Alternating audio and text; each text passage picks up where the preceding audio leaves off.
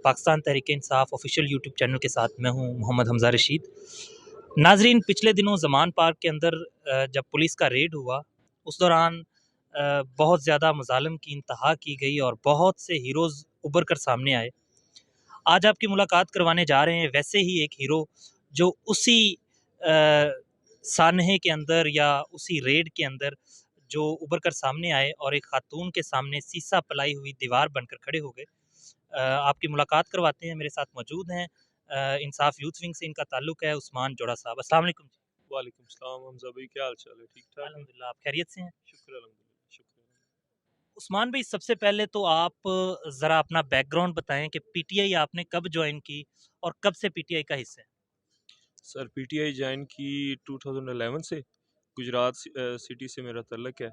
तो 2014 से खान साहब की धरने से जब स्टार्ट हुआ था, तब से खान साहब की जो सिक्योरिटी की ड्यूटी मुख्तलिफ एरियाज़ में या जो है दे रहे हैं। तो बस यही टारगेट भी यही था कि खान साहब से करीब तर होते जाए। तो अल्लाह का शुक्र है कि अल्लाह ने किसी अमल के सदक़े मेरी ये ख्वाहिश पूरी कर दी। अच्छा, आप ये बताएं कि आप ज़मान पार्क में मौजूद थे पिछले 3 माह से, खान साहब की हिफाजत कर रहे थे। तो जब ये सारा कुछ चल रहा था, ये एक्सरसाइज़ चल रही थी, तो खातून के ऊपर जब वो बुलेट फायर करने लगे तो आप बिल्कुल सामने आके उनके खड़े हो गए। क्या आपको डर नहीं लगा उस मौके पे?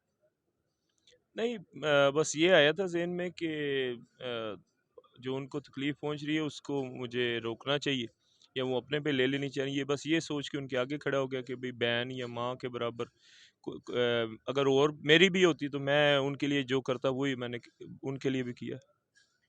अच्छा, जब ये सारा वीडियो जो थी और ये पिक्चर्स आपकी सोशल मीडिया पे वायरल हुई, तो आपको जब पता चला तो सबसे पहला रिएक्शन क्या था आपका? अ, उस टाइम वो थके हुए थे, वो जो है हो गया था, हाई कोर्ट का ऑर्डर आ गया था कि जी ऑपरेशन रोक दें, सारी फोर्सेस वापस चले जाएं। तो हम सब ये जो सारे रह गए थे एक दूसरे को मुबारकबाद दे रहे थे, सब आराम से बैठ गए। हम भी पीछे आके आराम से बैठे हुए थे, तो मुझे फ़ोन आए 2-4 के भी इस तरह खान ने तुम्हारे नाम की ट्वीट कर दी। मैं कहा पता नहीं मजाक कर रहा है या क्या कर। तो वो फिर लोगों ने स्क्रीनशॉट लेके भेजना शुरू किए, वो फिर आहिस्ता आहिस्ता। अब हमारी हालत नहीं थी कि भी वो उस उन चीज़ों को इतना वो देखते, लेकिन ये है कि भी एक दफ़ा तो जो वो था कि धक्का जी मुक्का दिया। 8 साल हो गए हैं, खान साहब को मिले नहीं, खान साहब से के साथ तस्वीर नहीं बनी, खान साहब से बात नहीं की।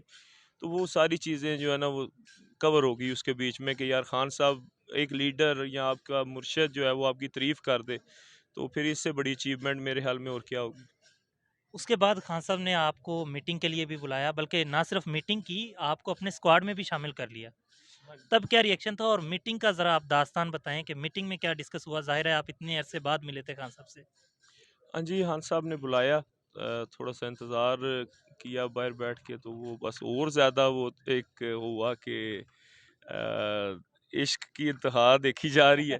तो बस फिर अंदर चले गए, अंदर गए तो अली भाई ने बताया कि जी खान साहब उस्मान आया हुआ। हाँ, हाँ, बुलाओ, बुलाओ उसको। तो फिर अंदर बैठे खान साहब ने, पहले मैं दूसरी साइड पे बैठा था, फिर पास बिठाया, फिर बड़ी तारीफ़ की। हटक साहब थे, फवाद चौधरी थे, इन सब के भी मेरा तारुफ करवाया कि ये है ना वो उस्मान, वो जो उधर हमारी एमपीए के आगे खड़ा हुआ था। फिर उसके बाद उन्होंने मुझसे पूछा कि किस हलके से हो तुम, इलेक्शन लड़ा हुआ है कभी या इलेक्शन लड़ना चाहते हो। तो मैंने खान साहब को बोला कि इतनी मेहनत की है आपके साथ या आपके स्क्वाड में शामिल होने के लिए, तो मैं इधर ही ठीक हूँ। आप टिकट जो है आपके एमपीए हैं जो सलीम सरवर जोड़ा साहब, उनको ही दें, वो उनका हक बनता है। तो मैं इतने में खुश हूँ कि खान साहब जिधर जाएं मैं उनके साथ खड़ा हूँ। क्या इससे पहले भी आपने कभी टिकट की ख्वाहिश नहीं की या आइंदा आने वाले दिनों में आपके ज़हन में है कि आप कभी इलेक्शन लड़ेंगे या टिकट लेंगे पीटीआई की? इंशाल्लाह, इंशाल्लाह हमारे फैमिली जो है वो पुरानी पॉलिटिक्स में है। दादा सरवर जोड़ा साहब जो थे वो भी एमपी रहे हुए हैं, चचा भी लास्ट टाइम एमपी थे, इस दफ़ा भी उन्हीं को टिकट मिली है। तो इंशाल्लाह ताला गुजरात से मेयर का या कोई बल्दियाती किसी सीट पे इलेक्शन लड़ेंगे इंशाल्लाह ताला, लेकिन पहली प्रायोरिटी जो है ना वो खान साहब है।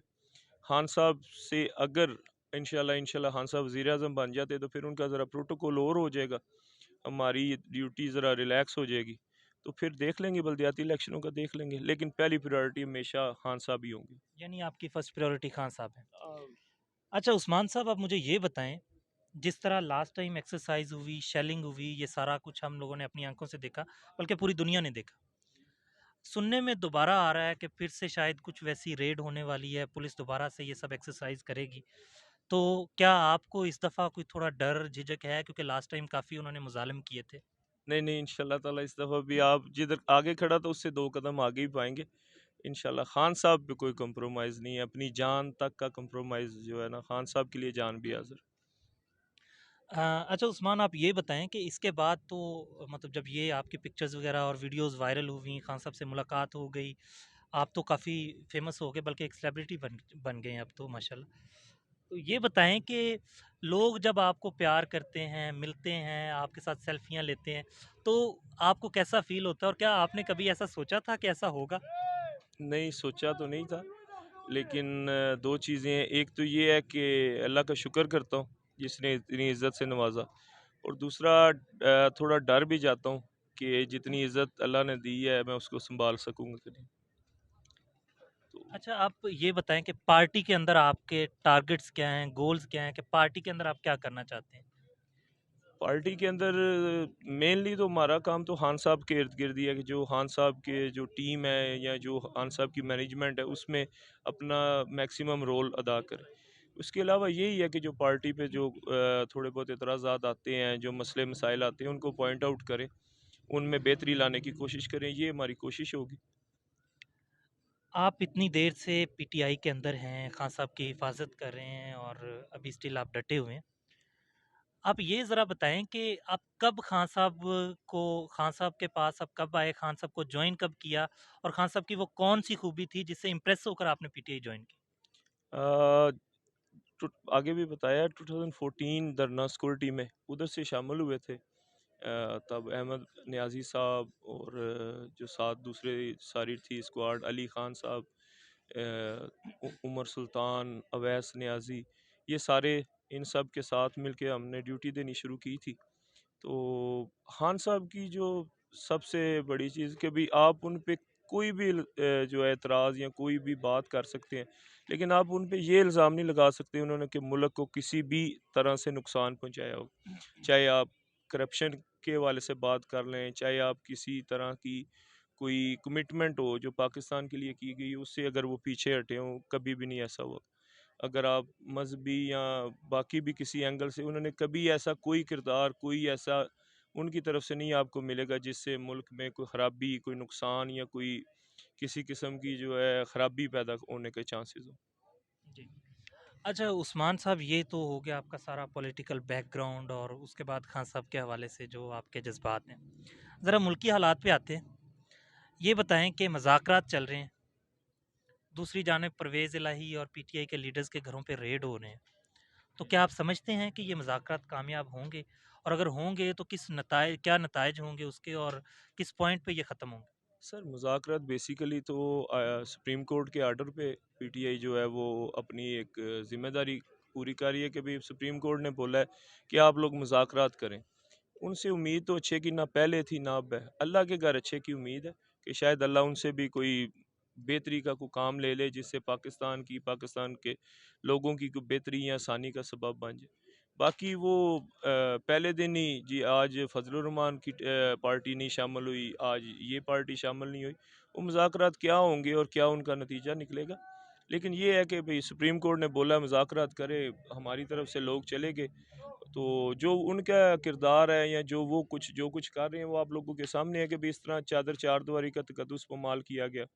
परवेज़ लाई के घर हमला किया गया। बाकी भी जो कुछ हुआ सब आप लोग पीटीआई के लोगों को जिस तरह ये हमारे वर्कर्स हैं कभी किसी को उठाया जाता है, कभी किसी को उठाया जाता है। तो ये सब इनके सब चीज़ों जिस तरह खान साहब उस दिन पेशी पे गए, तो उधर से 25-30 लोगों को गिरफ्तार कर लिया गया। मतलब एक चीज़ है आप लोगों ने जहाँ पे लोगों को रोका है, वहाँ पे लोग रुक गए हैं, साइडों पे खड़े हैं आराम से गिरफ्तारी का कोई मकसद बनता नहीं था। लेकिन इन लोगों ने नहीं बाज़ आना। इन लोगों ने अपनी जो असलियत है, अपनी हसलत दिखाते रहना। फिर हमें भी हमने हमें है हुक्म अज़ाँ, हमने भी अपनी तरफ से पाकिस्तान की बेहतरी के लिए, खान साहब के लिए, पाकिस्तान के लिए जो एफ़र्ट करनी है हम करते रहेंगे। जी। जी नाज़रीन, पाकिस्तान तहरीक इंसाफ के कारकुन और खान साहब के सिक्योरिटी स्क्वाड में भी अब तो शामिल हैं जनाब उस्मान जोड़ा साहब। हम उनसे बात कर रहे थे, उनके बारे में आप लोगों ने जाना। फ़िलहाल मुझे इजाज़त दीजिए। अल्लाह हाफ़िज़।